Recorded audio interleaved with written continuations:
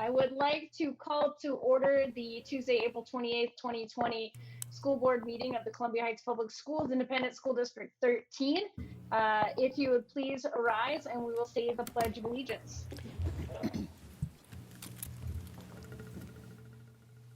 I pledge allegiance To to the the flag flag of the United States of America and to the and republic for which it stands, one nation, under God, indivisible, with liberty and justice for all. All right. Thank you. Molly, would you please do the roll call? Yes. Mueller. Here. Palmer. Here. A Samurai. Here. Severson. Here. Larkin. Here. Lewis. Here. Superintendent Kathy Kelly. Here. All right. Our mission statement is creating worlds of opportunity for each and every learner. All belong, all succeed. Our core values are community, excellence, collaboration, integrity, respect, courage, and innovation. Before we get started here, though, I want to read a quick email kind of discussing our electronic meetings. And it's a quick note here. It says, in order to comply with the governor's stay-at-home order, the April 28th school board meeting will be a remote meeting. Brian Hedekins. Oh, sorry, I am reading the wrong thing. Sorry, Kathy, do you happen to have that? I thought I had it right here. I'm sorry, Madam Chair, I don't have it. Yeah, Okay. It'd take me a couple Don, minutes. do you have it? It would take a couple minutes to get to you. That's great. But in short, I don't have the statutes, and I think that will be what I could read if we would like. Don, do you think we should read the statutes just for the purpose of the recording? Yeah, the statute's on the bottom of the agenda. Oh, it is. Sweet. All right. Well, this April 28th meeting will be held by a remote due to the pandemic, the COVID-19 pandemic. Let me, on the bottom of the board notes. Oh, here we go. We will have all of our board members participating by telephone or other electronic means as outlined in Minnesota Statute 13D.021. There is a few staff members appropriately socially distanced down at the district center in order to record and manage this meeting, and also to be available for folks who do want to come in and speak with the board. And they will also maintain appropriate social distancing should they arrive. Do you think that's sufficient, Don? Yes. Yes, ma'am. All right, great. All right. Could I get a motion for the approval of the agenda? So moved. Second. I think that was Molly and John. Does that sound right? Correct. Yes. Great. Any discussion? All right. Molly, this will be a roll call vote. Mueller. Mueller. You're muted. She goes. Sorry about. Oops. Oh, Sorry. you got it, Lauren? Are we here? Okay. I'm sorry. I'm having some connection issues, so hopefully that'll be done. Did you hear my aye? Yep. Okay. Palmer. Aye. A Samurai. Aye. Severson. Aye. Larkin. Aye. Lewis. Aye. All right, thank you. And as part of the virtual meeting, we will be doing all of our votes via roll call because we can't see everyone. Announcements. May 1st, Friday, there's no school for an in-service day, as well as May 4th, on Monday, there's no school for an in-service day. May 12th, Tuesday at 7 p.m., there'll be a regular school board meeting in the community room. May 19th, at 5:30, there will be a school board work session in the community room. May 15th, Monday is Memorial Day holiday. There will be no school, and the district office will also be closed. May 26th, Tuesday at 7 p.m., there'll be a regular school board meeting in the community room. And May 28th is a Thursday, and that is the last day of school for students. Superintendent Kelly, do we have any correspondence? Madam Chair and members, there's no correspondence this evening. All right, thank you. This is a time in our meeting where any citizen or employee may briefly address the school board. The board will listen to brief remarks, ask clarifying questions, and if desired, request that the administration follow up. The board will not take action at this meeting on requests presented at this time. Do we see anybody down there?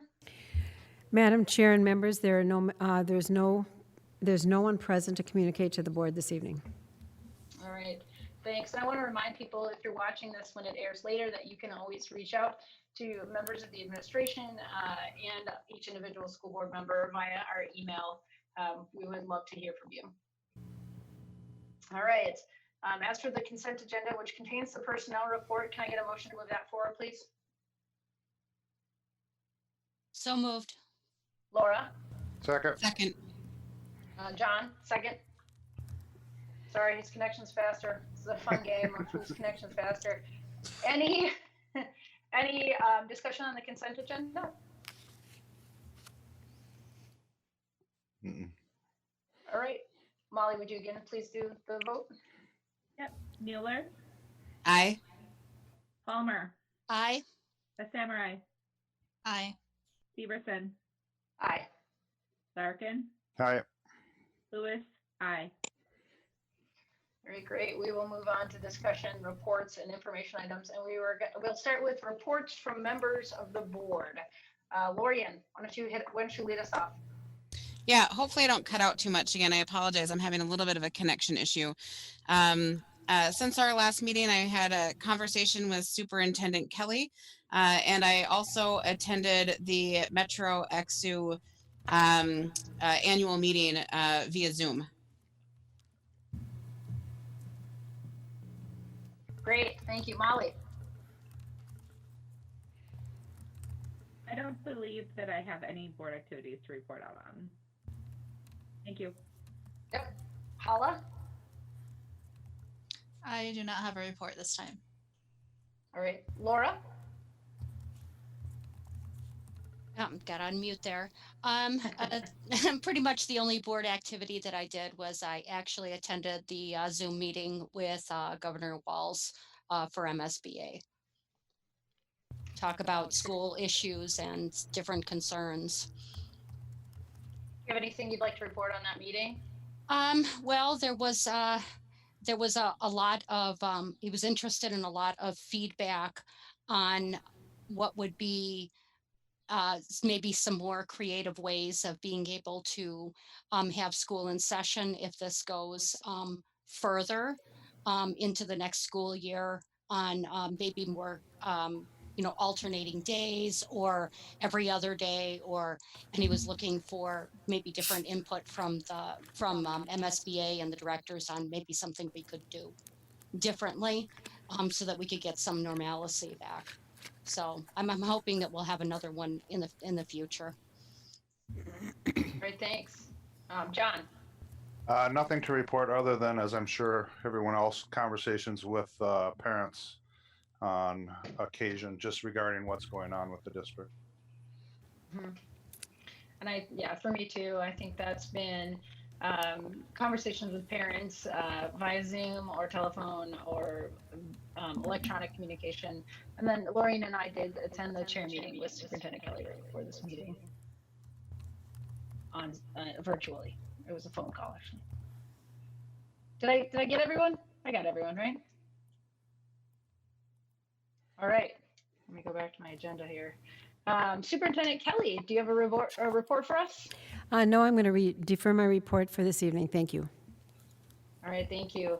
Well, I'd like to welcome Disa Fabic and Tara Tuckroll to tell us about the climate study results.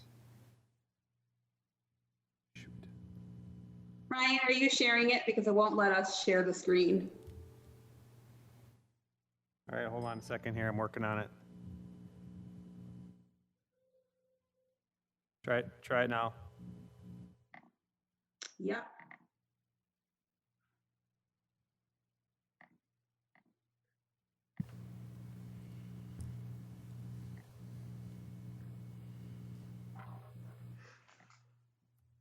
Good evening, Chair Severson, members of the board, Superintendent Kelly. I'm here joined with Disa Fabek, our Research and Assessment Coordinator, to share about our school climate survey from this year.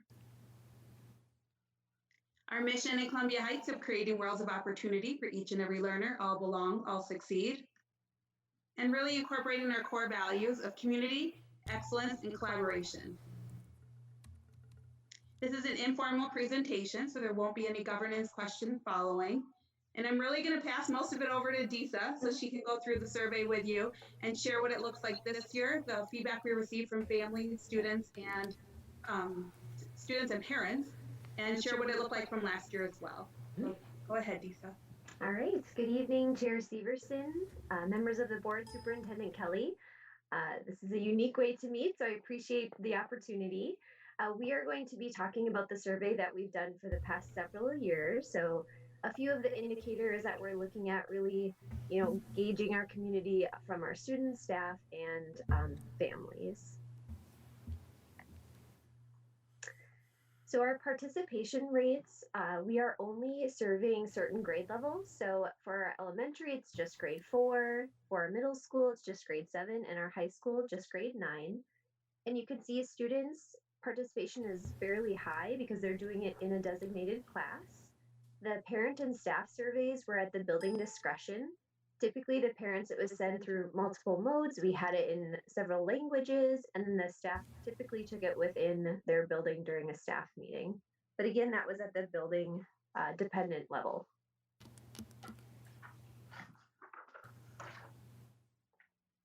The categories and dimensions have not changed. So you can see safety, interpersonal relationships, social media, teaching and learning, and the overall institutional environment were seen by all 3 parties. The staff were also given questions on leadership and professional relationships. So we're going to touch on each of these for all 3 of our parties that were taking the climate survey this year. This will be on most slides as an indication of the darker coloring would be that most of the responses were towards the negative range, and the more light colors of the blue were towards the more positive range of responses. And this is consistent with staff, students, and families. Starting with our elementary, we'll look at North Park Elementary first. So students, staff, and families and parents, all of them saw the same questions and they ranked them differently. More positive, again, would be at the top, more negative at the bottom. And you can see respect for diversity is really consistent with all 3 groups. And we'll see that in all of our schools, but we see that at North Park here. And then the lowest, you'll see social media. That is very consistent nationwide, as well as sense of social emotional security. And this is a nationwide climate survey. And so we are able to say that with confidence that we're seeing this again as negative or as low, and this is consistent nationwide.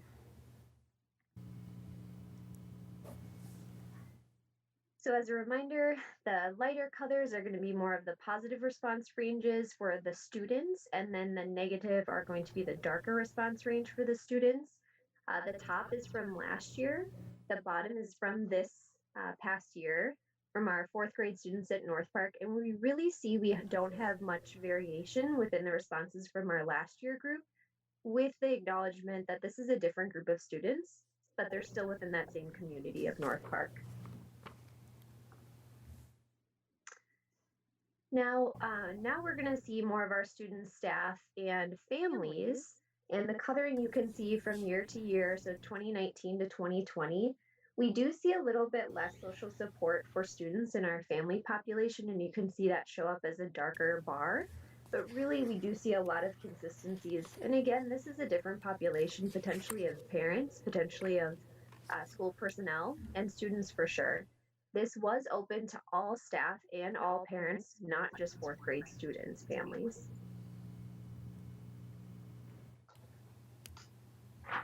All right, Highland Elementary, we'll look at their 4th grade results as well as the staff and families. We're again seeing respect for diversity and safety rules and norms is ranked very positively for our students and our staff, and parents are really indicating that connectedness and engagement as well as respect for diversity they're seeing as a very positive thing at Highland. Consistent with North Park, we see really no major changes shifting to the negative. So there's no negative reports from students in any of the categories. Some are neutral and most are positive.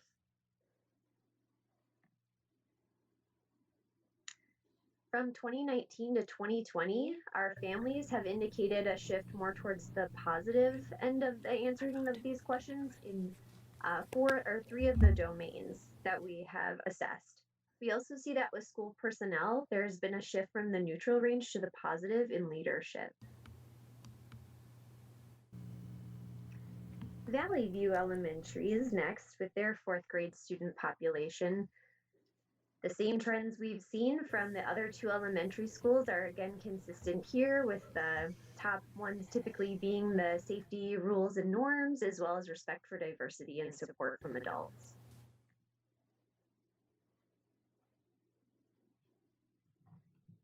And yet again, no major shifts. We don't see any of these categories in the negative from our 4th grade students. And so their voice has been consistent year to year. And so really we've been sharing this information with the building leadership and building on digging into the data and looking at how we can continue to support and grow in all of these areas, especially the neutral ones.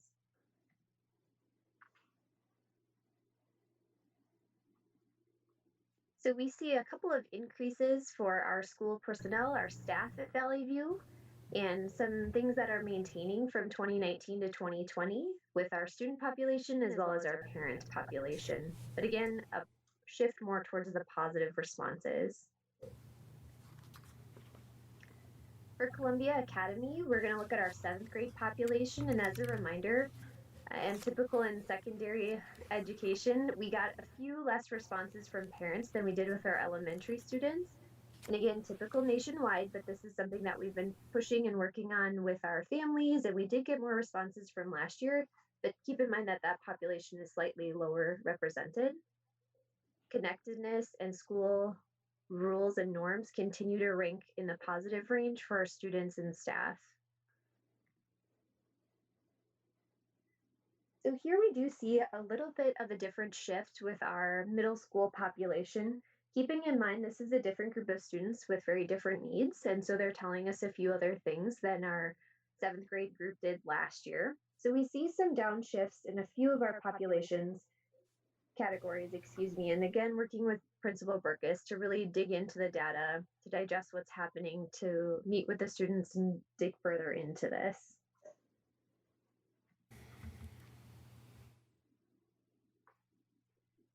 So if we look at 2019 versus 2020, we see some actual positive shifts in our student population in certain areas, but our parents are telling us some other things. We see some areas that went from neutral to a positive and some areas that went to neutral to a negative.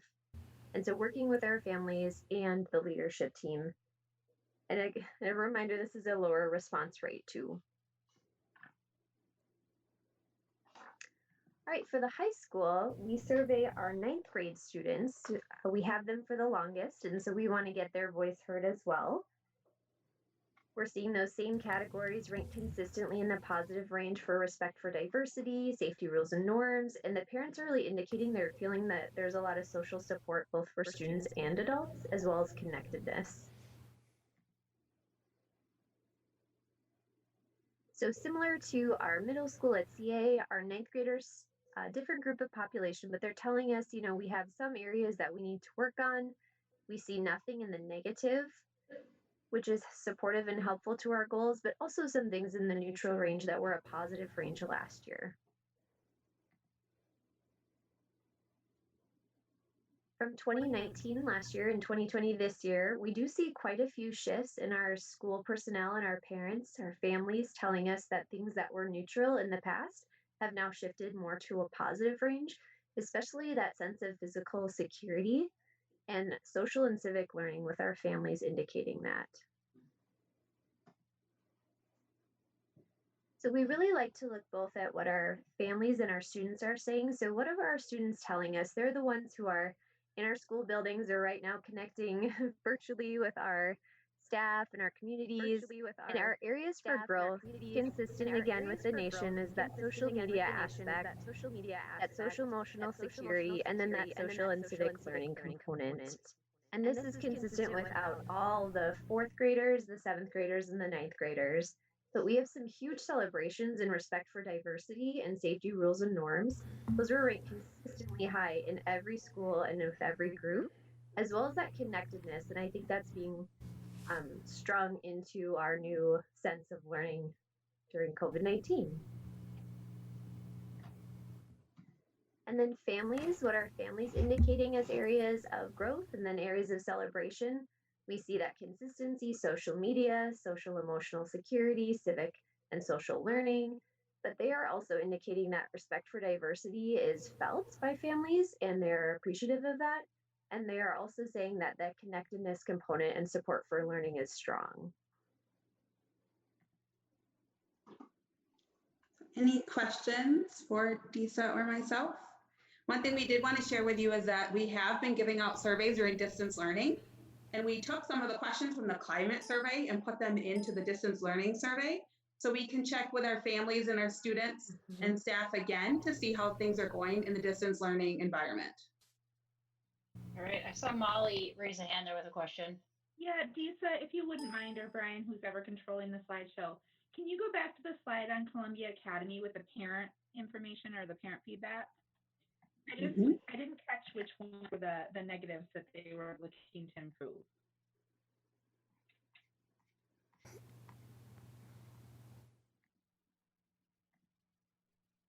Of course, it went back to the end. I'm sorry. Oh no, I think one more. Third one, that one. Yep, Okay. this one. That one?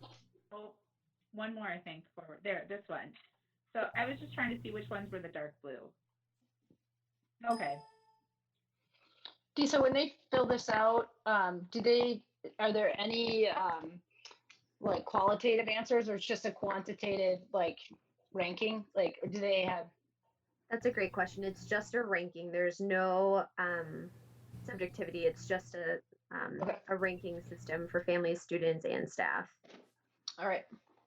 Or do you know, since you do have the national sort of like thing to balance it out, do middle schools typically have a harder time in these categories? We all know middle school, right? It's tough for kids and parents and everyone. Just wondering if that's a national trend or if that's unique to our school. No, absolutely. That's a national trend. When I was speaking with the rep, she said, and this is consistent across the board in any state. And this was in January, February, when we typically see, especially our middle school students, feeling the most anxious and the most in need of support. And that social media piece is very, very consistent nationwide as well. Thanks. Any more questions? Laura, just chime in if you need something.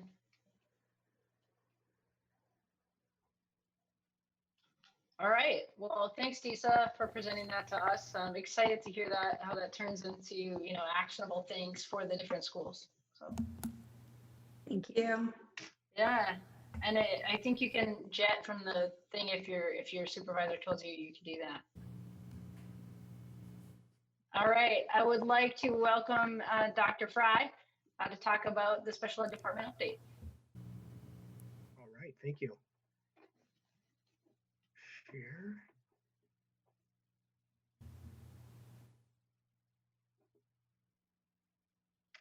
All right. Well, welcome. Chair Severson, members of the school board, and Superintendent Kelly. I am here this evening with Marsha Walker, Educational Support Coordinator, to share information about the Special Education Department update. Our mission, all belong and all succeed. And again, when I think about talking about special education, I would say all our core values would incorporate our department, as well as our advocacy and support for students who need that. And so community, courage, innovation, integrity and collaboration, respect and excellence are all exhibited here with our special education department. The purpose of this presentation is to share information about the updates to the special ed department. There are no governance questions at this time, but rather it's informational. and it's regarding programming in the special education department. So just a brief background of the special ed department. This is a list. It's not exhaustive, but it's something that the coordinator Walker and myself were able to come up with in the last few weeks when we're thinking about special ed, which goes from special education teachers to occupational therapists, to physical therapists, to health services, to out-of-district placements, to also autism resource specialists, to our school-based mental health support with Lee Carlson. So it's a pretty, expands a pretty wide spectrum of services as well as staff that, that support students here in Columbia Heights.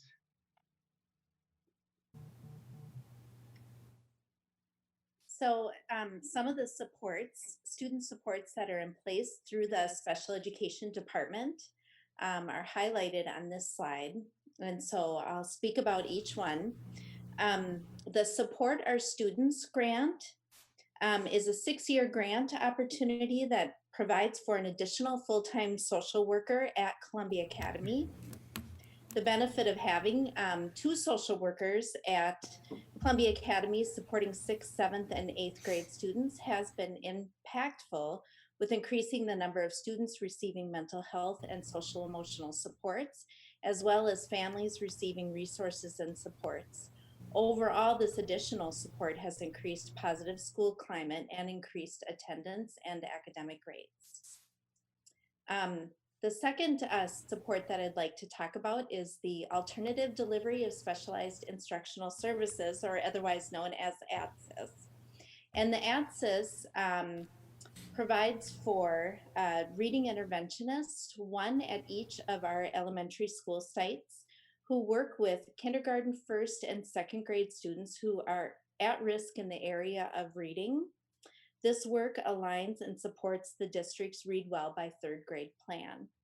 ADSIS also supports secondary check and connect specialists, and they work with at-risk students in 9th and 10th grade. Check and Connect is a University of Minnesota dropout prevention program. So those specialists would go through that training and then provide that services through the ADSIS. The final support I'd like to talk about is our membership with the Anoka County Children and Family Council. The Anoka County Children and Family Council, or otherwise known as the ACCFC, is a family service collaborative comprised of Anoka County 7 school districts, Anoka County Community Action Program, and appointed community agency representatives, parents, and community leaders. The council focuses on prevention, coordination, and streamlining services to better meet the needs of children and families. Participation in the ACCFC allows us to access federally funded local collaborative time study dollars. The council has raised more than $19 million since 1994 to help Anoka County children and families. Through a formula based on student enrollment, Columbia Heights receives a proportionate share of those LCTS funds.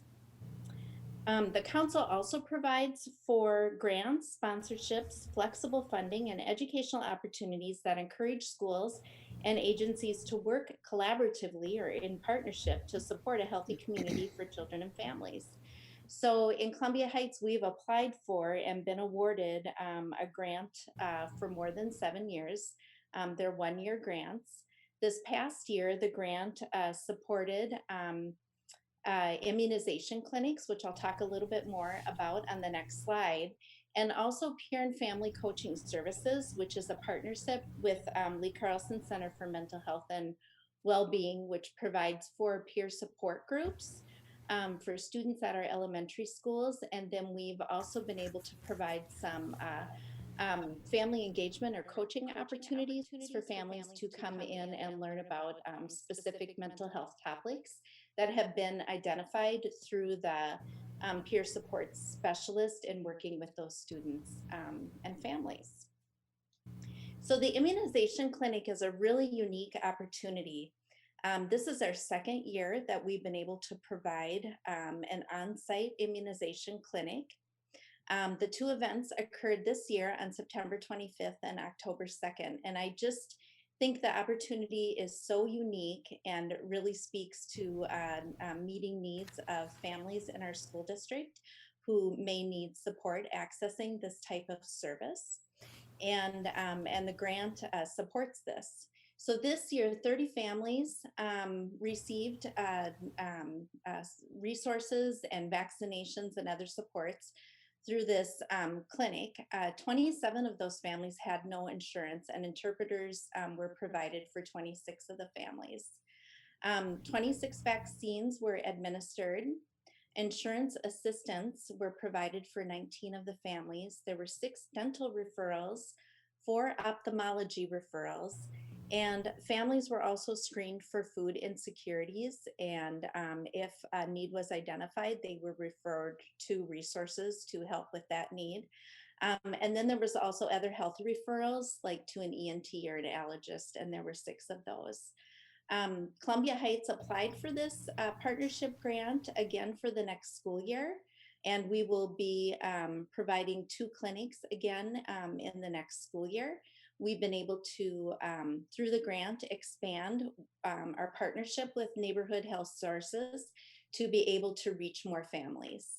And just on a side note, we had, so Dr. Fry and I both work the events and are seeing how these services are being provided on site. And we have families, one in particular I can think of, who really said that if it wasn't for this service, that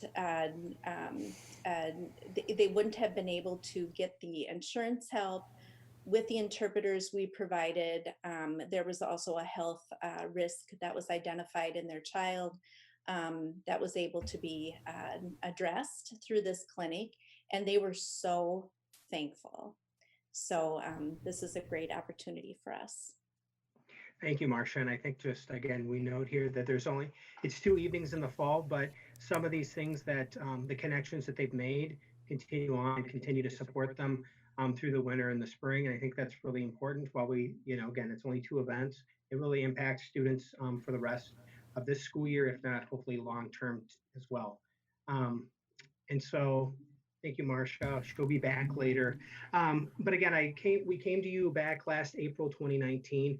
And part of that were at the end is we talked about some areas for growth and kind of our responses. So I like to kind of do a little reflective thing, at least for me, and I want to share that with you as well, is that some of the things we talked about was, for example, one is in academics about increasing our MCA scores for special education across the district. We need to do that. We piloted this year, the 2019 and for the 2019-2020 school year, the Sunday-based curriculum, which is based on Orton Gillingham. And I always like to go back to the impact. What we're doing all this, but what is really the impact? It really comes down to students. And students made significant growth at the elementary level for bridging that data and reading. We're looking forward to seeing this growth on the statewide assessment in 2021. Again, I have just an anecdotal story of a student who is a 4th grade student at one of our elementary schools, was a kindergarten learner, pre-reader. At the start of this year, began Sunday with our trained staff, and now is at the end of 2nd grade, and this was mid-March. So I'm fortunate to have good staff, and I'm also fortunate to see students learn and to grow and to really celebrate their success to get grade level, which is exciting. So another thing that I talked about was due process updates and procedural changes provided to staff. Our response was a monthly newsletter, and again, we're looking to provide consistency for our staff, but also to provide quick access to district guidance and communication. So we are making sure that we are following the due process procedures across the district. The other thing is we had the opportunity to complete the fiscal compliance requirements for 18-19. This summer, the special education department completed our fiscal compliance and 13 corrective action plans from the previous year in June of 2019, and were considered by the state in 100% fiscal compliance for special ed. Um, Another piece to this was looking at training our educational assistants and realizing their why and the work they do. I think the impact was centering EAs on why they are working with students, hopefully increases their engagement and investment in the work with students, as well as their skill level. Another piece that we talked about was building relationships with all stakeholders. Our response is, again, we're trying to increase our communication with our SEEK, or Special Education Advisory Council. By the way, we're meeting Monday, May 4th via Zoom, 6 to 7 p.m. I'm sure that'll be the first Zoom SEEK meeting in the state. And so we also had MDE ask us to have to have parents participate in the special education parent survey. And I've gotten a few emails thanking us for their active participation. I think the impact is increasing understanding of stakeholders' viewpoint, and also to make changes to programming from parents advocating and advisement. If we know what parents need, we can be responsive in meeting those needs. So this year, that was last year. This year, I kind of started the year off with this slide from George. I believe his last name is Kuros, with the question of, is this, education decision-making flow chart, is this the best for the learner? If it is, go ahead. Yes, it is. Do it. If it's easy, yes, make it happen. If no, what are some of the barriers? Find solutions, make it happen. If it's not best for the learner, don't do it. And that's kind of how the year started, with Marcia and I talking to staff about kind of the work they do with students. And so we kind of divided into 3 areas because I'm linear like that. So the first one is academic instruction, support, and curriculum. And our focus this year was really on that. So at our early childhood special education area, we focused on professional learning communities and the work there. We focused on learning more about the goal, teaching strategies, and assessment, along with our ECFC counterparts. We also assisted in accommodating and modifying the creative curriculum that's used in our pre-K4 classrooms. At the Family Center and the site-based program, we implemented the STAR program, and we're going to be expanding some of that for next year. The autism navigator training and strategies were implemented by a Birth to 2 group in regards to looking at working with families and students in their home setting. At the elementary level, again, we continue with the professional learning communities and really looking at data to refine our work and change practices. We also implemented the Sunday system, 8 to 5, for training and implementation for literacy to help increase those scores. At the secondary level, we continue to work on professional learning communities, collaborative work to continue to look at our practices. We started our second year with a life-centered education transition curriculum through the CEC, which really focuses on those home and daily living skills, those independent work skills, post-secondary, as well as employment. And then also we started the PAYS Lab, perhaps not started as far as I'd want, but we've started it. And we've got it. We've got a really nice setup, and I'm looking forward to that extending in regards to us looking at an assessment specific to about 184 to 185 skills specific to careers to kind of hone in on what students want to do. And I think that's exciting work that will continue. And the next one is, so first we focus on academics. The next focus was behavior, support, and social emotional learning. And I like to always share quotes. I shared this with the staff in the fall. I want to share with you as well. Ken Robinson wrote a book in 2015 about creative schools, the grassroots revolution that transforms education or transforming education. And his big quote here is that the heart of education is the relationship that the students, between the student and the teacher. Everything else depends on how productive and successful that relationship is. If that's not working, then the system is not working. If students aren't learning, education is not happening. And so, again, when we talk about behaviors and social emotional learning, it comes down, in my opinion, to the relationship. What kind of relationship have we developed? How do we develop that relationship on what is going well positively? But then also, how do we provide direction when we have with a relationship we have with students? And again, I'd say that we start with the relationship piece as the foundation for the work that we do in the special ed department. Marcia is going to share some other information on behavior. So one of the things with the behavior support and social emotional learning is that we have our Anchor Therapeutic School Program. Just a reminder, our Anchor Therapeutic School Program serves students in grades 6 through 12 whose mental health needs are significantly impacting their learning and school attendance. What is different this school year is that our anchor program is now has a designation of CTSS, which is Children's Therapeutic Services and Supports. And what that is essentially is a flexible package of mental health services for children who require varying therapeutic and rehabilitative levels of intervention. So services could include diagnostic assessment, administering and reporting functional assessment, treatment plan development and reviews, psychotherapy, and skills training in an individual group and or family capacity. Whatever the child needs. So this has been a great addition to the anchor program and will continue next school year.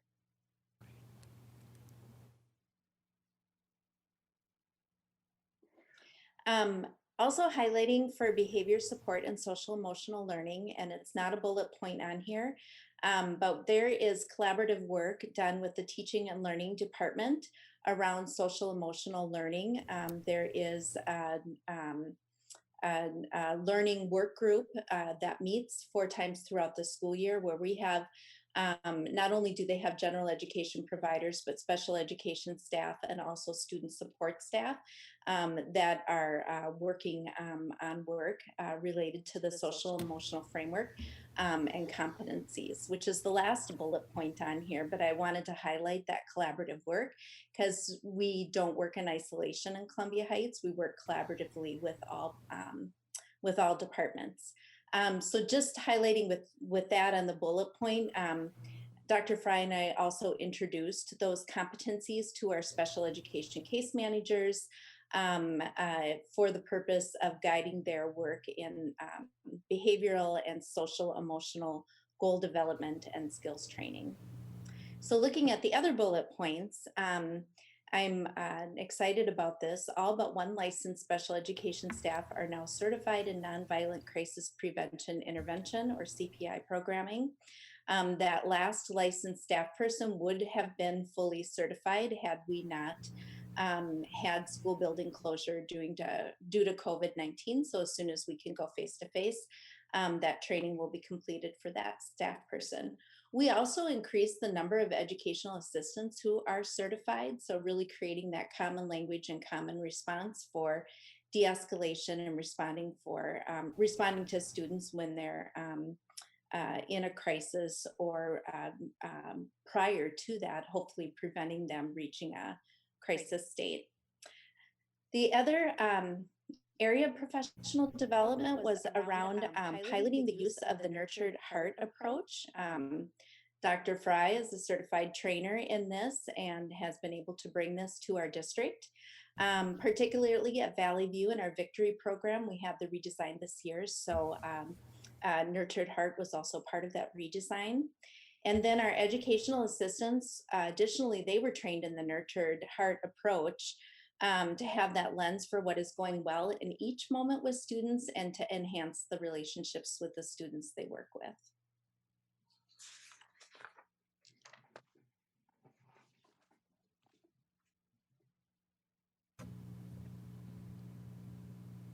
And you're up, Dr. Fry. Oh, am I? Okay, I thought I had your name on there. I'm sorry. Compliance, everybody's favorite subject here, and I'm sorry, I've got 2 screens going. So again, for compliance, we were training staff in the kind of the gold standard IEP meeting. Training was provided last year, and Marcia facilitates that. Again, as Marcia noted, we looked at the social emotional learning framework and competencies for IEP goals. We also looked at the standards specific to reading and math. That's a requirement for reading and math, and we thought as well with social emotional learning to use that framework and competencies to develop IEP goals. So we were sharing information and encouraging staff to do that. The other piece is we started SPED forms about 3 years ago, I believe, and that was increased. We started that and piloted that, and we're using that fully, and we increased the use of SPED forms to look at recording, having records of team meetings, but also if we have to physically restrain a student, to use the physical restraint, physical hold form there, as well as the staff debriefing form that is also required 48 hours after that occurs. So we have one location repository So then Marcia and I can track that, but then we can also make sure staff have something that's asking the correct questions that are required by the law. During last year, we completed our corrective action plan in the 18-19. This year, we completed the corrections from the self-review. The self-review happened in the fall, and then we completed those corrections in January and February. And then we also had the Department of Education come out and conduct a on-site facilities review at the beginning of March. And part of that, what our monitor noticed were the following things, and I wanted just to share that with you. The anchor program space and staff, she was really impressed by that. She was also had the opportunity to go in and observe a co-teaching math and English class at the secondary level, and that was something that she was really she took note of. She also liked the Pays Lab space. She also had an opportunity to see the DCD spaces and looked at the sensory spaces that were incorporated in there and the use of the visual that we have. She was really, I guess, excited, I should say, about the Autism Navigator and stuff we've been doing around that, as well as the STAR curriculum, the Sunday curriculum, our use and the implementation of that. She also noted when she was at Valley View earlier, or during her visit for that at the beginning of March, the Victory program physical space. She looked at the unique furniture for students. Academics were happening. She noted that in a setting 3 program, learning was happening and students were really getting it, and that was very exciting to see. And also the repurposing of the seclusion room into a sensory space with great visuals. She had noted that as a positive for her visit. We also looked at the restrictive procedure data that we've had the last 2 years, and that the trend is down. And I think that'll continue, obviously. And then she also finally noted that staff are positively collaborating and sharing resources. So that was kind of nice to hear from her. Her final reports have not been shared at this time. And will be made public when they are completed. So that information, we were supposed to get that at the beginning of April. We have yet to receive that. And so they've got till June 30th. So I'm sure they will get that to us probably on the 29th of June. So for 1920, our focus was academics, instruction, support, and curriculum, behavior support, and social emotional learning, and compliance supports and consistent systems to use and develop for compliance. So how do we create systems to support our learners? So what are we going to be working on next year? So I kind of, again, going back to that academic behavior and behavior, social, emotional compliance piece, the things we're going to be looking at to do next year is to expand our STAR curriculum with ECSE students, continue to support implementation of the Sunday literacy at the elementary level. We're looking to partner with teaching and learning to expand curriculum options for literacy at the secondary level. This may include piloting Sunday curriculum or another research-based program for students with disabilities. We're going to consult and collaborate with Intermediate District 287, Intermediate 916 on program design and best practices for high school students with disabilities. I'm really excited about that work. We're also going to expand our assistive technology to increase communication for students using augmentative and alternative communication, AAC. It's basically a student's voice. How do we increase that so they're able to communicate what they need without using behaviors, but with using a device that's going to allow them to get a voice. For behaviors and social emotional learning, we're going to maintain continuity with the Anchor program to increase consistency for students. We are going to be looking to expand our use within students' IEPs of the social emotional learning framework and competencies. We're going to increase support for teachers with behavior and ASD specialists, and we're going to expand the Victory program redesign work at Columbia Academy. We've got a manual, we've got a foundational piece to that, and it's only natural to expand it, especially if students still need that type of support and then matriculating to Columbia Academy. For compliance, we are going to provide training and professional development per MDE's recommendation from their final report, whatever that may be. We're also doing some collaborative work with teaching and learning regarding due process support for first and second year teachers. Many of them are learning and it's their first special ed job and they need a little more support and a little more guidance than perhaps others. And then we're also going to increase support for licensed staff on due process paperwork workflow. But I wanted to end with just a little quote that I shared with the staff and wanted to share with you again, is that each of us has something to learn from others and something to teach in return. And I would submit to you that working with the special ed department and students we serve, we have a lot to learn from them and they also have a lot to learn from us. And I think it's important to our hearts and our minds to learn from our students because they've got a lot to give and we've got a lot to give as well. So thank you. All right, any questions? We'll go Lorian first. Molly, you're on deck. Thank you. I just wanted to, thank you for that information. And can you share just briefly how you're supporting our students and families during distance learning? Well, it's a little, we are providing, again, equitable distance learning, which is what's required by the state. We are providing consistency with the amount of frequency with which we provide those services. So as I directed staff, if they are seeing a student daily, they need to connect with that student daily. And they need to provide the service, whether it's social skills or reading or math or what have you. That's the expectation. So that's kind of what staff should be doing. The other piece of that is they are also trying to work with the general ed teacher to ensure that students and families aren't getting overwhelmed by too many people connecting them. So how do they kind of have a fine dance of who's doing what and how do we provide that support? Because again, special ed is required by the law and we are providing that service that we need to do. So that's kind of the support we're again, we probably have made mistakes, but we're working through that and we're going to continue to refine what we're doing. I'm looking forward to these few days coming up to determine what that looks like. But again, my big thing was frequency and consistency. How do we provide that frequency for our staff, their students, with the service we've been given? And then how do we provide consistency with who we are and connecting with that? And I've also found that the use of our educational assistants to reach out and to connect with staff or with students to find out what they need has been really kind of eye-opening. We've got a lot of really skilled educational assistants that I'm finding have a lot more to offer than what perhaps they've been able to provide at this moment. Not sure if that answers your question or not, but that's kind of how what we're trying to do here. Thank you. Yeah. Molly, go ahead. Yeah, actually, I was going to speak to some of the things that Dr. Fry just spoke about. I really didn't have any questions about the presentation, but I think a lot of this distance learning, a lot of people probably aren't thinking about the work that the special education teachers and administration, EAs, and the adapted by ed teacher are doing. But I just wanted to take a minute to acknowledge the work that they're doing. And I was going to say, especially the education assistants. The work is being done really in an incredible way. I didn't know what to expect going into distance learning with the special education population, just not knowing how difficult that might be with the unique challenges of each individual child.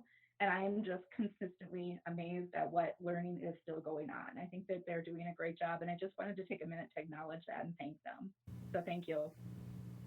That means a lot. Thank you. I know they'll be very happy and they're very appreciative to hear that. So thank you for saying those words and verbalizing that.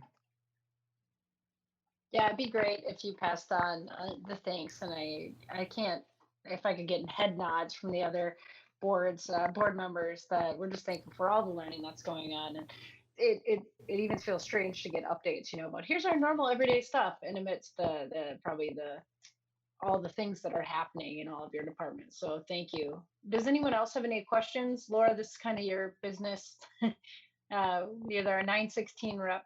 Do you have any thoughts there? Anybody else? If I could just say thank you for all the wonderful work that's being done. And there has been a lot of challenges as far as being able to make sure that education continues happening for these more unique students. So I can see all of the hard work that's gone in and all the programs that are being put in place. And I'm just really impressed with all the good work and very appreciative. And I look forward to seeing what incredibly creative innovations are going to be happening in the future. Great. Thank you. All right. Anybody else? All right. Thank you, John and Marcia, for coming and joining us tonight. We will move on. We will move on to the Northeast Metro 916 agreement. All right, that's back to Marcia. That's you. Nice. Welcome back. Hey, thank you. Okay, let's see how to get out of this now. Hold on, I'm gonna stop sharing. Sorry. All right, 916 information.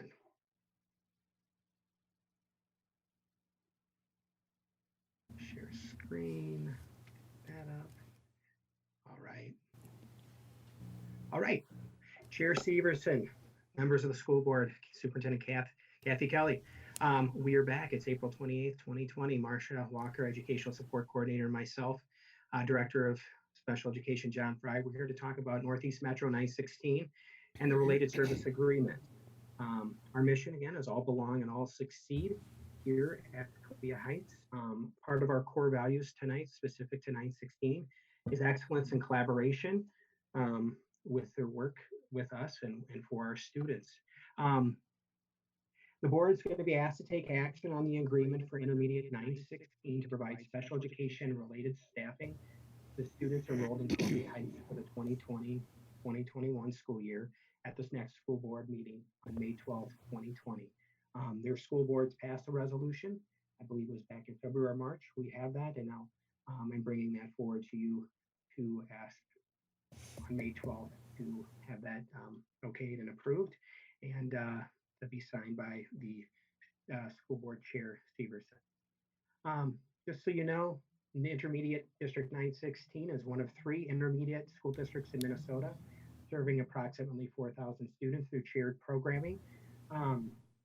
Through sharing these resources and talents and ideas, 916 provides expert and reliable related services to member districts such as ourselves and the student and families they collectively support. So as you can see, we're part of 13 other school districts, basically east of the Mississippi River here, down in South Wash, all the way up to St. Francis. And obviously we've got the big star because we're the best. So, and that's where we are as well.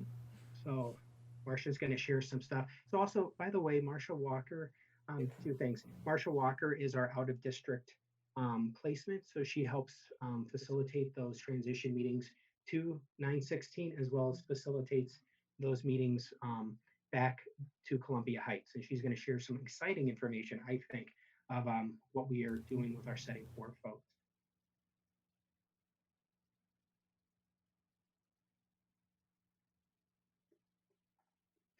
I had to unmute myself. Thank you, Dr. Fry. Intermediate District 916 provides specialized programming and supports to support students across a continuum of service. And this may occur through a separate public school setting for program. And so I wanted to show the school board members and Superintendent Kelly the trend data from students that have been enrolled in those setting 4 programs. So you can see from 17-18, we had 69 actively enrolled students, to currently in 19-20, we have 37 students enrolled across the 7 programs in District 916, which is also a decrease of 6 students from last school year. Dr. Fry and I have talked about this, and I believe we have really been building capacity in the district to be able to provide a continuum of services for our students here in the Columbia Heights School District, so that we can provide for them here in their backyard school district. And we've decreased that number of referrals for students needing that higher level of support.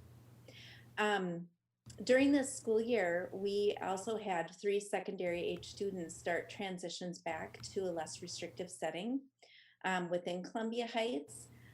We had 2 more students that we had started discussions on prior to COVID-19, but we'll continue those transition discussions once we're back to face-to-face school in the fall. And this school year, we're proud to report that we have 2 graduates from 916 setting 4 programs.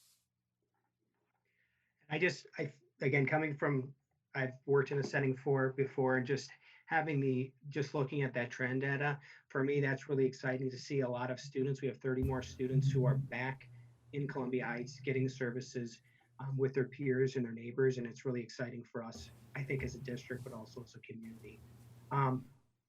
Part of the related services and supports that 916 provides in Columbia Heights, we have physical therapists, licensed school nurse, school social workers at this time, school health specialists, speech and language consultation services specific to behavior, mental health, and programming.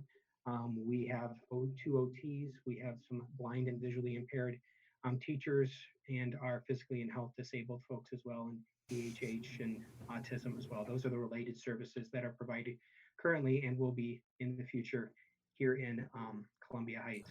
And so these related services are tailored to individual district and student needs, and they may be defined by the number of students, the type of support needed, or training requirements for a school site. For example, the Victory program and getting some support from 916 there.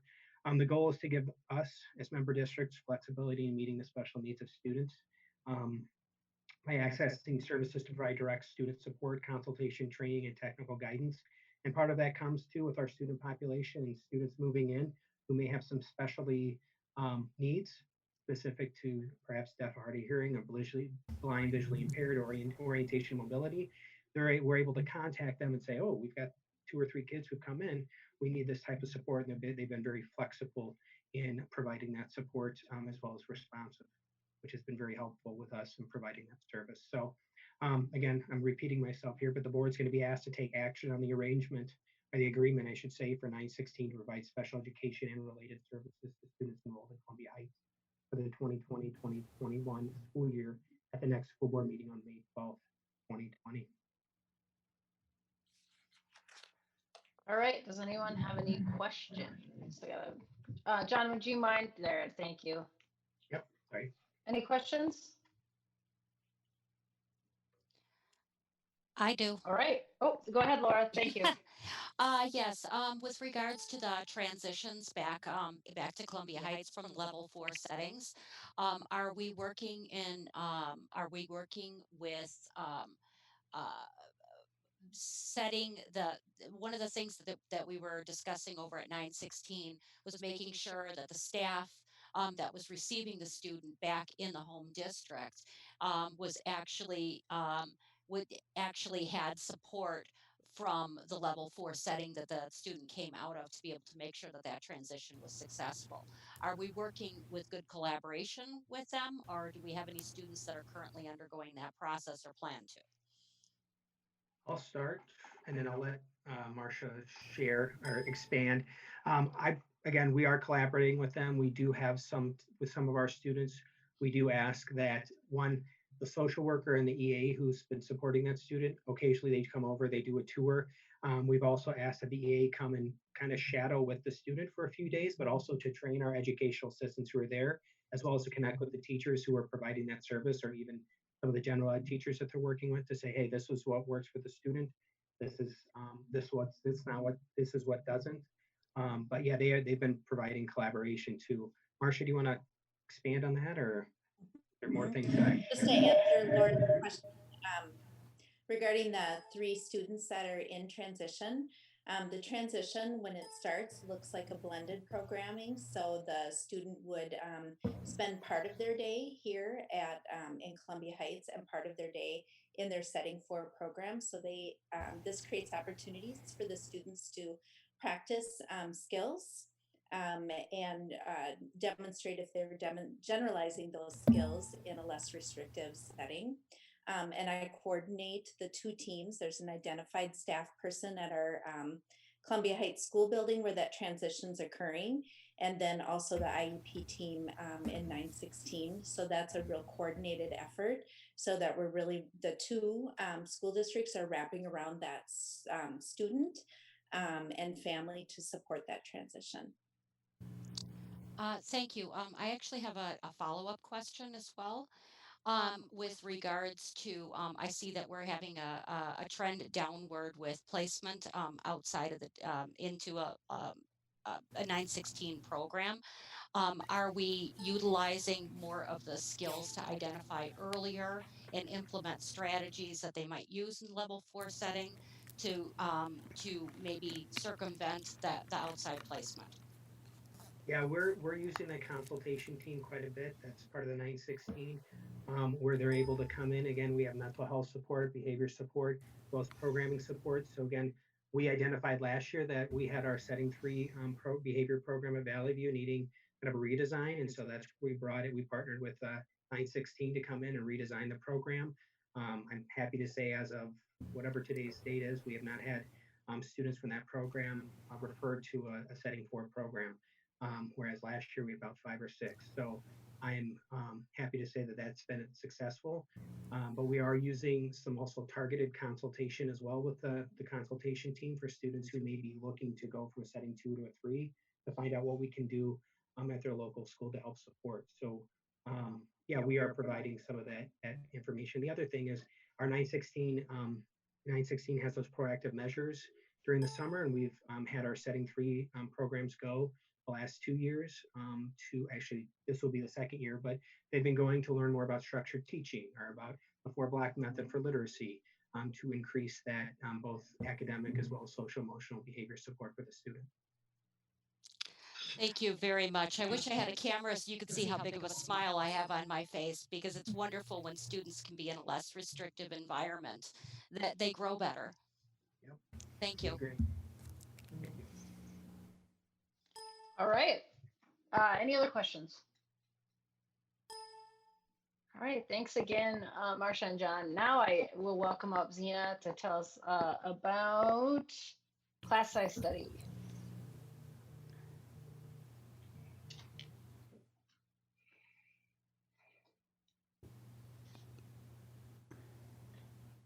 Okay, can you hear me okay?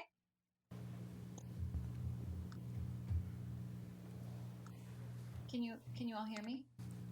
Oh, yeah, okay. I can. Good evening, Chair Severson, members of the board, Superintendent Kelly. This evening, I'm here to present our annual class size study. Of course, our mission in Columbia Heights is creating worlds of opportunity for each and every learner. All belong, all succeed. And this evening, we'll focus on the core values of excellence and collaboration. This is an informational presentation, so that no governance question to follow. Again, the class size study is something that we participate in along with 32 other school districts in the metro area. This presentation will share with you trend data for the last 5 years. So starting in the 2015-16 school year through this school year. All the data is based on fall student counts submitted October 1st, 2019. And we'll look at data for elementary, junior secondary, so our middle school, and then senior secondary, so high school.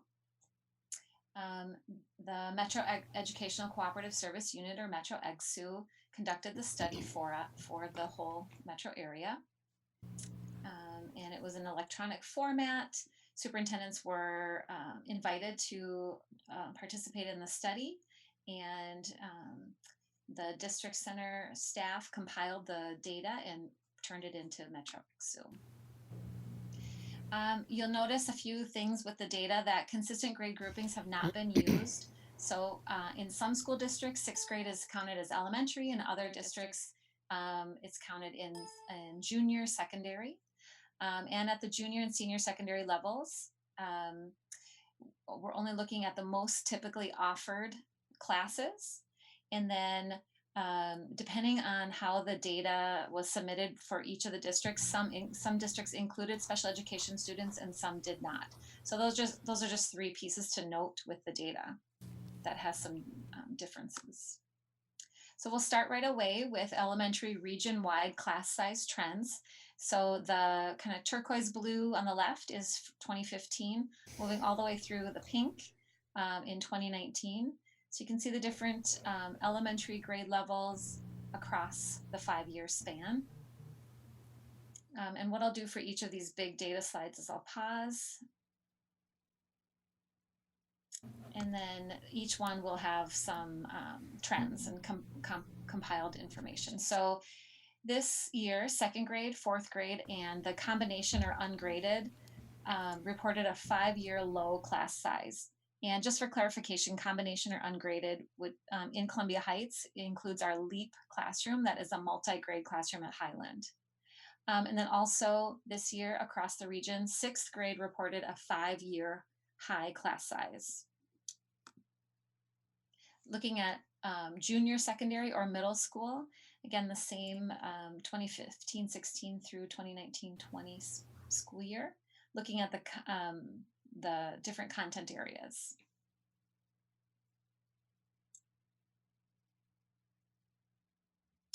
And then to summarize that for you, this year, the technical education or computer science classes reported a 5-year high class size. So I think across the region, we're seeing that as a very popular class to take and a very important class to take. Of the core subjects, language arts and English and math are consistently lower in class size than science and social studies. So that's what we're seeing across the 5-year trend with that. Turning to the high school or senior secondary, you can take a look at the 5-year trends here.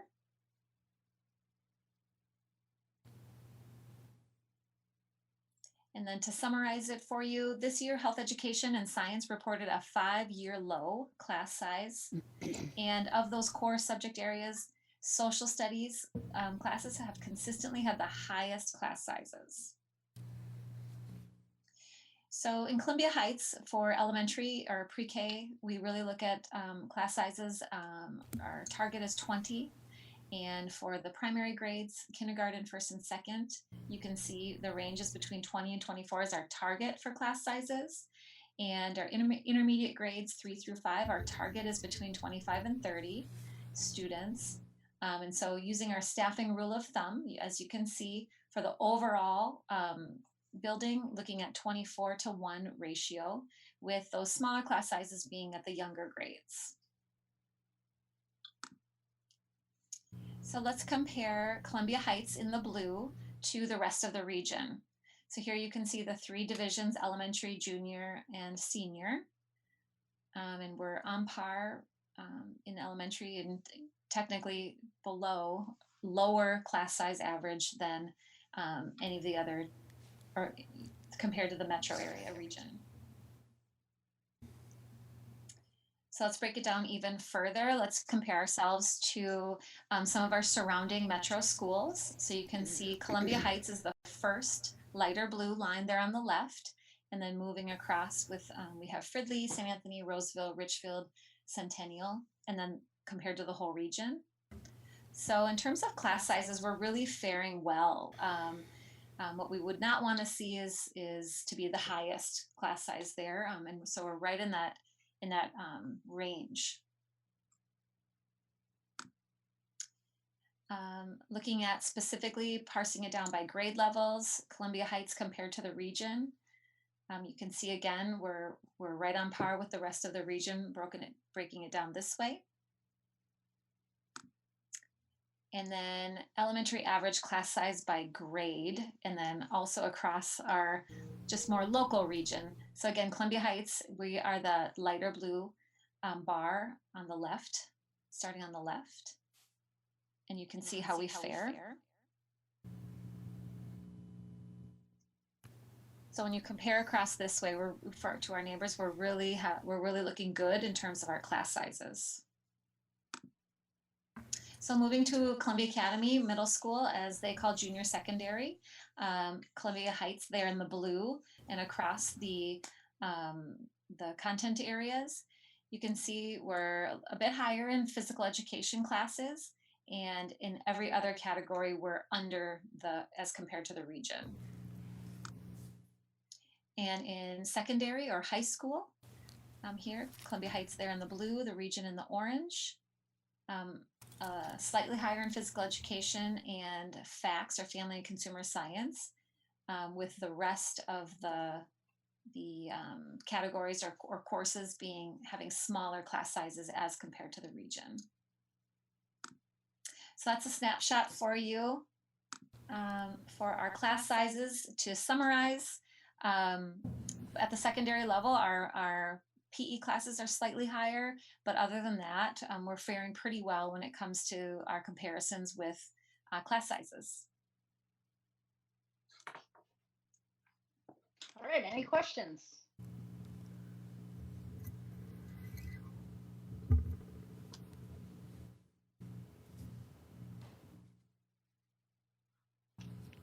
All right, Well, thank you, Zena.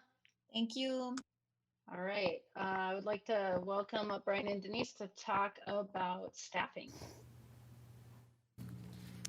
Chair Severson, members of the board, Superintendent Kelly. Back in January, the school board did adopt the resolution, which has the superintendent and administration start to look at efficiencies and therefore come forward with recommendations of either discontinuance of programs, curtailment of programs, discontinuance of positions, or curtailment of positions in order to balance the school district budget, which again is an annual process that we do every single winter and spring. Before we get into some of the proposed budget adjustments and efficiencies, Director Sundstrom will go through the budget assumptions that were presented to the board back in January. Good evening. Okay, so back in at the January 27th, 2020 school board Can I meeting. just stop you for a second? Is anyone else having a hard time hearing the speakers? Is it Can you get a thumbs up if you're having a board members or people at home like who are there? having a hard time besides me? Okay. Is that better? Doesn't sound like your mic's picking up. Is it me? There you go. There you go. Just I have to- Well, Lindsay was pretty quiet too. I think her voice is just louder. Okay. I mean, you're not loud, Lindsay. Oh, should I be, okay. So at the January 27th board meeting, I presented these budget assumptions. So I'm just going to go over them again. These are the budget assumptions for the 2020-2021 budget. So we're using a budget enrollment for the 21 school year of 3,180 students. So that's what we're using for our enrollment. Our current enrollment right now is 3,230, so that's 50 down. The elementary enrollment may continue to decline. Secondary enrollment remains stable. High school grade 10 will remain closed to open enrollment. And Columbia Academy, all the grades will remain closed to open enrollment. Class sizes are maintained at an average of 24-1 at the elementary and 30-1 at the secondary. Revenues in the areas of integration, entitlement grants, compensatory will continue to decline due to the reduction in free and reduced applications for lunch. Stable revenue is expected in gifted and talented aid. We're assuming that the special ed cross subsidy will decrease due to new aid. It's a slight aid, but will remain a substantial cost. Salary and benefit costs for settled groups were input as actual. TRA contribution is increasing 0.21%. We're assuming that there will be faculty and staff retirements. We're assuming that healthcare costs will increase 3% to 6%. We're assuming that the activity levels and practices will remain as approved by the school board. We're assuming that transportation, we know that transportation costs will increase 3% because we have a contract for that. DSEG transportation aid may decline significantly. General ed formula increase is 2%. There is possible limited expansion of some elementary programs. And there is set aside revenue for the North Park Blue Ribbon Advisory Committee implementation plan. Now, since we adopted those, we came up with those assumptions in January, COVID-19 has happened. So these expenses are estimated to be $300,000. And this includes, but is not limited to, the child care expenses for the emergency child care. No fees have been collected for child care. Cleaning supplies and equipment that we've purchased. Interpretation and translation services that we've utilized for distance learning. And distance learning materials themselves. So the projected budget adjustment that we had come up with in January is $950,000. And we recommend, below are the recommended budget assumptions and efficiencies, and they amount to $933,000.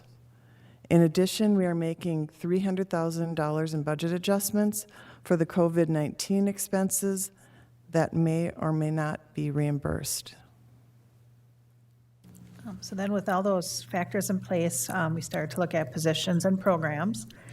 One of the things we look at too is enrollment and not knowing what the fall will bring with our mobile population, how many students will be here in the fall. So with the uncertain economic times, we just don't know that right now for the fall. Enrollment in each of the buildings does play a factor. The high school enrollment is currently stable, again with 10th grade closed for next school year. Columbia Academy is closed to open enrollment for next school year, but is currently stable with enrollment. Highland is at or near capacity. North Park is down 37 students from this time from last year, and then Valley View is down 49 students. So we had to take that into account as we staff for next school year. So some of the district adjustments and efficiencies include, but are not limited to, reduction of kindergarten sections due to enrollment, reduction of pre-K 4 sections due to enrollment, reduction of EL teachers due to the EL cross subsidy of almost $1 million, reduction of a social worker from Northeast Metro 916. This is additional support in the initial year of the Victory Program Setting 3, which is no longer necessary since that program is up and running. Implementation of new visual and performing arts standards across the district will impact staffing assignments. There will be administrative reductions and modifications. Staffing overages at the high school, which are beyond the 1.0 contracted FTE, are reduced back down to 0. So in the fall, if enrollment goes up, we might have to add a section and a teacher will pick up an overage. We always put them back down to 0 or 1.0, and then in the fall, we can possibly add it back on. Portion of the discipline supervisor position will be incorporated into the executive director of educational services position. Depending on community education fund balance and COVID-19 related expenditures, some reductions will be necessary. We cut positions for licensure. So if you're on a tier 1, for example, those are just a 1-year license. We have to non-renew you and then reapply if we're going to bring you back. Or staff that are on a long-term sub 1-year contract. We do have some cost savings because we are hiring our own district staff instead of going with Northeast Metro 916 for some positions. That does save with the fees, and it does bring in our own staff to the buildings. Some of the additions we're looking at for next school year is the LEAP gifted program to expand to Valley View. The Highland program is at capacity, and we do have enough students to run a section at Valley View. Addition of special education technical support positions. These will not be paid for out of the general fund, but we use medical assistance, state and federal dollars. Some additions of community education programming absorbed from the general fund. So at the next meeting, the board will be presented with the annual staffing resolutions, which does include the names and positions. You'll receive more communication from the superintendent this week. So any questions? All right, any questions? Lorian. Thank you, Denise and Lindsay. Just to reiterate, I mean, obviously this is a difficult and challenging time. It's something that we do this time every year. And the board has challenged or given the task to the administration to make sure that we can meet our budget and live within the funding that we have or operate within the funding that we have. It looks to me like you guys have really tried to find the efficiencies that you can with the changes in administration to keep the impacts as far away from the classroom as possible, and looking at the retirements and enrollment, and I appreciate that. And this is a time that's never easy for anybody. So I appreciate the work that you're doing there, and especially in this unprecedented time with COVID related expenses that we just don't know what they will amount to be, and if there's any additional funding that will be there. So I don't know, Chair Severson, if anybody has any questions. I don't really have any questions. I feel like we'd be remiss if we didn't talk about the challenge that this is for our school communities and our staff and our family of teachers and staff, as well as for the administration making these difficult decisions. But at the end of the day, we have an obligation as a board to be fiscally responsible, and that's what we all need to do. Yeah, I agree with you there, Lorian. It's not fun. It's not what in an ideal situation we wouldn't have a John. You're on deck. In an ideal situation, we wouldn't have a $5 million special ed cross subsidy or more, and we wouldn't have a million EL cross subsidy, and we would be able to retain some of these things that are important for schools, and more than that, people we care about, whose jobs we care about. And yet, we are a school and we're not allowed to operate in deficit. And so we need to remember that if you're watching this, it's a delicate balance of, we want to do all we can for these kids and meet their needs and offer worlds of opportunity, right? We want to, for each and every learner, right? But there is financial realities. So John. Denise and or Lindsay, how much are the actual COVID expenses impacting the decisions you're having to make as far as some of the staffing cuts? Around 300,000. It was the amount that the COVID is impacting the 1920 budget. The budget we're currently in is $300,000. And that 300,000, because of that $300,000, there's cuts that might not otherwise be made. Right, correct, for next year.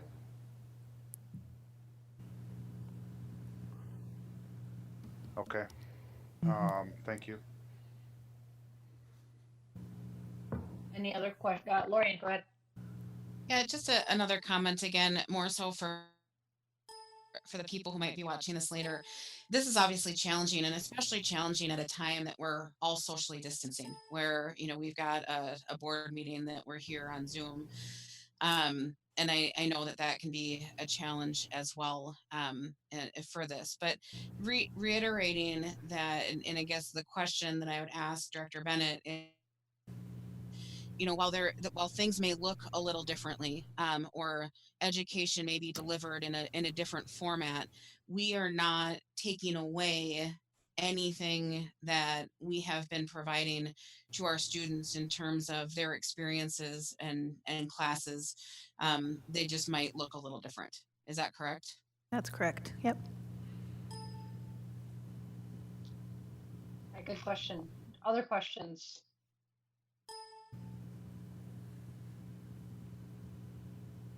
All right.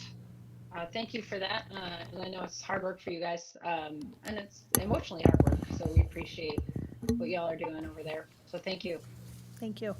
All right, moving on to the school board listening sessions. Oh, that's me. Hey, I know that sorry, do I have to say that? I never do this. Superintendent Kelly, members of the board, Chair Severson. Wait, that's me. Come on, that's funny. Can I get a smile? Thanks, Kathy. It's hard to make Kathy smile at my jokes, so I always feel vindicated.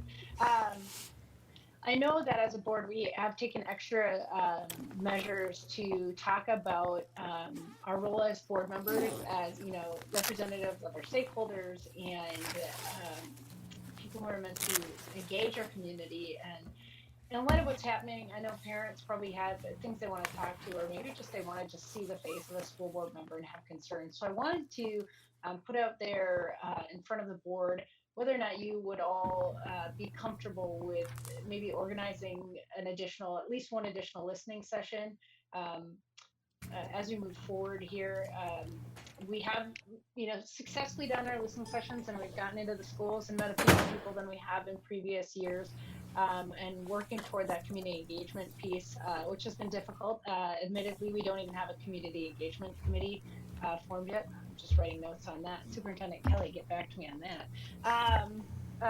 But I would like to maybe consider having a listening session via Zoom, and wanting to know what y'all would think of that. Molly, yeah. Molly. Sorry, I unmuted myself. I went to the wrong one. I think that's a great idea. I would be willing to do that. I think that we can definitely, as much as we're taking time away from our other duties, that we should Can you hear her? able to commit that time. We can't hear you. And give that opportunity to our community members that might have questions or what Connection's bad. Molly, your connection's a little bit laggy. I think it's great. okay. That's the gist of what we got. Giving an opportunity for people. What I heard, I think, was giving people an opportunity to have a voice, Can you hear express me? concerns. I think your internet was lagging a little bit, so you're kind of chopping up. Was that how everyone else was hearing it? Yeah. Yes. Okay. I don't know if you want to give the sweet and condensed version because you just caught up right there. So try again. I think she's frozen now for reals. I was just saying that I think we have enough time that we should all be able to do that. It's still not working?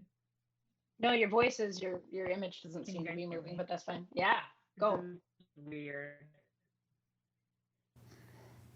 Okay, I was just saying that I think we all have the time, and I think that that's super important right now, just to give people an opportunity with everything going on and all of the changes that are in place. If they have concerns to bring to us or questions, just so we have some connection to the community. Yep, I agree. Other thoughts from other members? Lorian. Yeah, I think, to letting our community members know that we might not have any answers right now, that there's a lot of things still up in the air, whether it's through the Department of Health, the governor's executive orders, or the Department of Education. We may not have a lot of answers or any answers, but that we're available and can listen at a time that maybe folks need to talk. I think now more than ever, for us to be able to reach out and to engage with our community is important.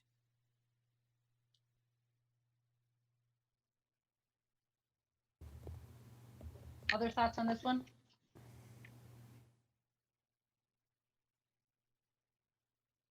Paula. Yeah, I totally agree with that. I think it's important to be available for the community to let them know that we hear them. We don't have all the answers, but that we are here. And if it works out, I see this as being probably a good way to have listening sessions in the future. Madam Sorry, Chair. I keep talking while I'm on mute. Madam Yeah, go Chair, ahead, I just Superintendent I also wanted to respond. I think it's a great idea. I think we're going to have to check with MSBA as far as a quorum, because usually your listening sessions are limited to 2. Because if you discuss anything that you may vote on in the future, that creates an issue for you. So can we check with MSBA, or are you thinking of only 2 at the listening session? That's my question. Here, I see Lorian, you're on deck. I would say, in my mind, it would be just 2 members. Again, we can consider, and Lorian, you're, just hold on one sec. We would have to vote on this at a meeting because it extends our listening sessions, and we've already finished them for this year. So we would actually have to vote on them at our next meeting, and then at that point, we could set dates. If we feel like they're a value add, we can set 2 or more with different rotating board members. But again, yeah, we would have to be really conscious of open meeting laws and not creating a quorum. So I was thinking in the same regard, having 2 members, and also holding to all the data privacy things that we would hold to during a community listening session, or the community, I'm not drawing on that word, the community and staff, employee representative, communication to the board. That's it. Genius here. Lorian, you're up. Yeah, I was going to agree with you that I think that do 2 members, and perhaps, as we bring this up to the board next, at the next meeting to vote, we decide at that time. And maybe Chair Severson, if you would maybe, so that, in essence of time and discussion, maybe identify a date or 2 that might work, and then present that, at our next meeting for us to on. Just to get a general tenor of where people are at, and Molly, I see your hand there. Would people want to look forward at 2 dates, because we're needing to schedule these at a meeting, so we could potentially have 2 hour-long things on different evenings. to allow greater opportunity for people? What are people thinking? Thumbs up, thumbs down on that? If I can, that's exactly what I was going to say. Is I think it would be to do 2 different days of the week with staggered times slightly, just to give people an opportunity, so that we're not just doing it at one time. Paula, did you want to say something? Thumbs up. Okay. Did you guys know you can react? If you click right, you can thumbs up or react. You can do that. You can either applaud or thumbs up. I thumbs up myself, I guess. Other people have thoughts? I would like to think that it's a really good idea to do this. It's the new normal, and it's another method of communication that we actually hadn't even considered. So that's a good thing. I'd also would recommend that if at all possible, maybe we might want to try to have one during the day, since so many people are home. That's a consideration. What I'll do is then, if you guys are comfortable with it, I'll pick a couple dates and times, different nights of the week, maybe different time slots, and consider that, and then we can talk about who would like to staff those. Does that sound good? All right. We'll put that back on the agenda then for next week. Superintendent Kelly, if you wouldn't mind adding that in, that would be excellent. Consider All it right. done. Moving on to our action items, the high school restroom bids. Mr. Hennigan. Before you for action this evening, just a little background. Columbia Heights High School bathroom remodel and expansion bid. We have the main bathrooms at the high school, for the most part, original bathrooms to the building.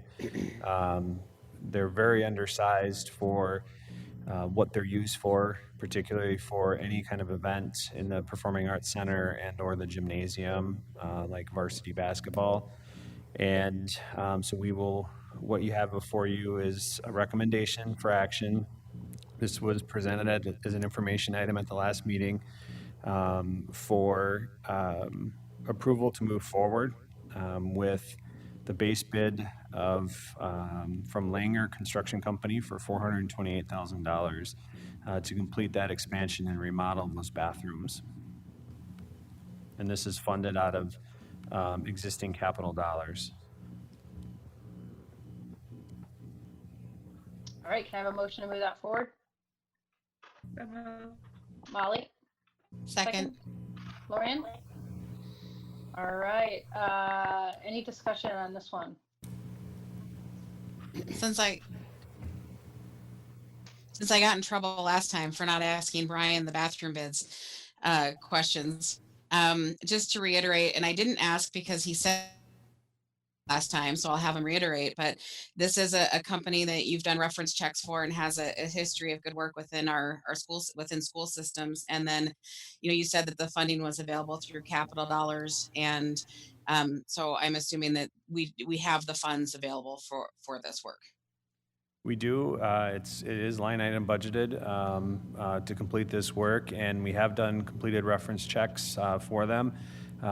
They've worked with, we checked 3 different references on this, 2 schools located within the St. Paul school system, and I believe the second school system, or the third reference was White Bear Lake school system. So we did, and they're a company based out of St. Paul. Thank you. Questions? I would just like to say, for people who are watching and you're hearing how we're having COVID-19 related costs and reductions in staffing, but these are 2 separate funds, and the way we're given the money, we have to spend it in certain categories. Correct me if I'm wrong here, Superintendent Kelly or Brian. And so we can't say, well, we're just not going to do these bathrooms and then stuff that money toward teachers. Is that correct, Brian? That is correct. Okay, thanks.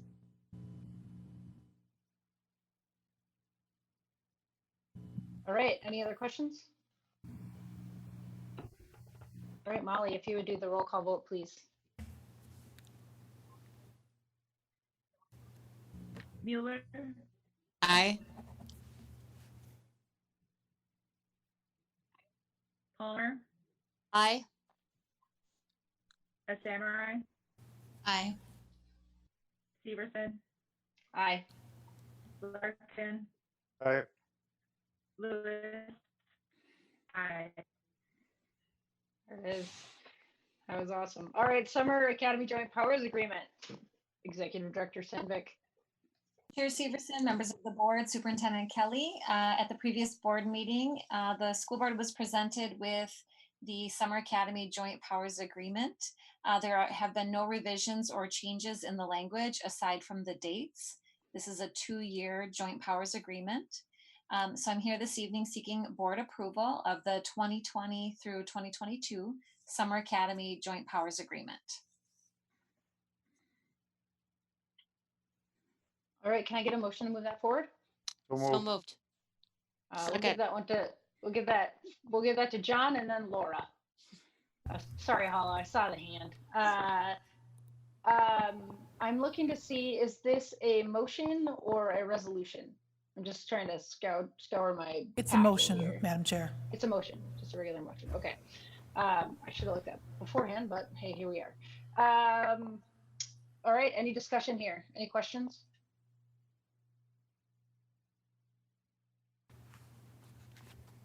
All right, hearing none.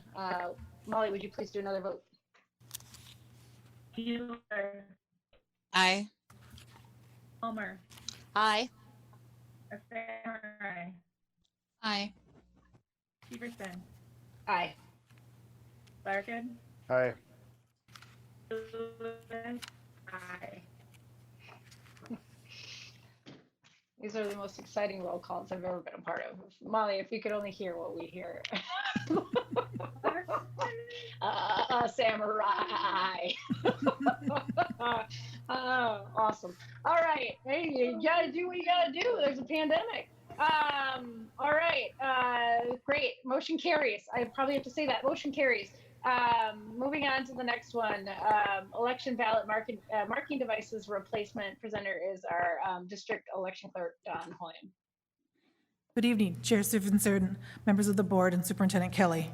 As stated at the April 14th school board meeting, we've been notified by the Anoka County elections of an upcoming purchase of an Omni ballot tablets marking device replacements and our financial commitment to this purchase. These tablets will allow voters with disabilities a reliable system to make their ballots.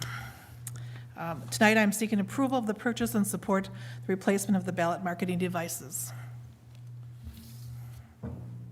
All right. Can we get a motion to move that forward, please? So moved. John? Yep. Second?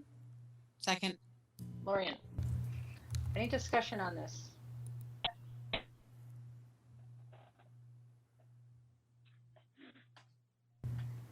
All right. We'll do this as a roll call vote too. Sorry.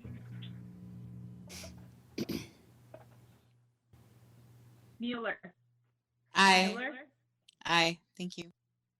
Palmer, Aye. a Samurai, Aye. Severson, Aye. Larkin, Aye. Lewis, aye. Motion carries. All Thank you. right, that brings us to board topics. Does anyone have anything they'd like to bring up under board topics?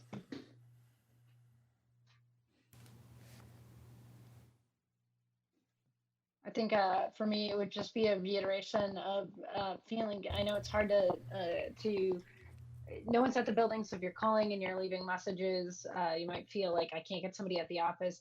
Please go ahead and email staff, administration, school board members, and we can point you in the right direction if you have questions specific to your child's learning or just the school functions in general. We want to be communicating with you all and pointing you to the people that can actually help you. Other board topics?